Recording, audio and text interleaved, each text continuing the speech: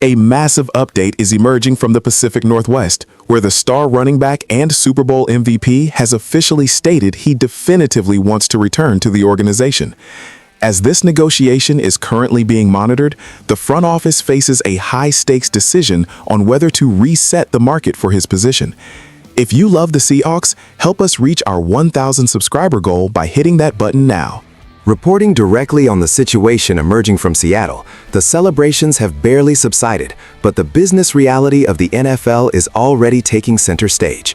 Today, February 10th, just hours after being named the MVP of the Super Bowl, Kenneth Walker III has publicly addressed the elephant in the room, his pending free agency.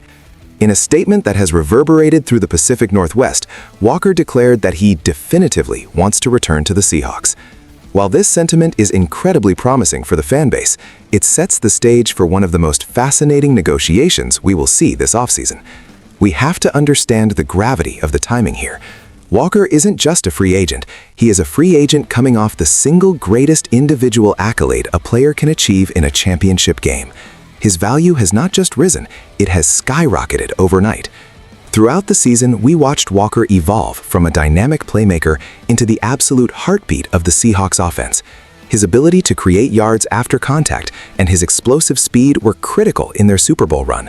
But now, General Manager John Schneider faces a complex dilemma. The history of the NFL is littered with teams that overpaid for past performance, yet Walker's age and trajectory suggest he is just entering his prime. The quote, definitively want to return, puts the pressure squarely on the front office. It removes the he wants to leave narrative, but replaces it with the will they pay him what he is worth narrative. We know the running back market has been volatile, with teams hesitant to hand out massive extensions. However, Walker has made himself undeniable. He is essentially daring the Seahawks to value his contribution properly. This isn't just about a running back, it is about the identity of the team. When you look at the stats, the efficiency, and the clutch factor he displayed on the world's biggest stage, the argument for a market-resetting contract becomes substantial. Schneider has to navigate this while knowing that every other agent in the league is watching how Seattle treats their newly crowned MVP.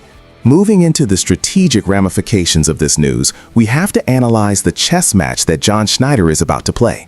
The Seahawks general manager is one of the best in the business at managing the salary cap, but this situation is unique. Historically, the analytics community advises against paying running backs premium money due to injury risks and shorter career arcs. However, the locker room dynamic cannot be ignored here. If the Seahawks were to let their Super Bowl MVP walk out the door over a contract dispute, it would send a potentially devastating message to the rest of the roster about how the franchise values winning and elite performance. The implications for the salary cap are significant. A top-tier deal for Walker would likely place him in the financial neighborhood of the league's highest paid backs, similar to the contracts we have seen for the elite tier of the position.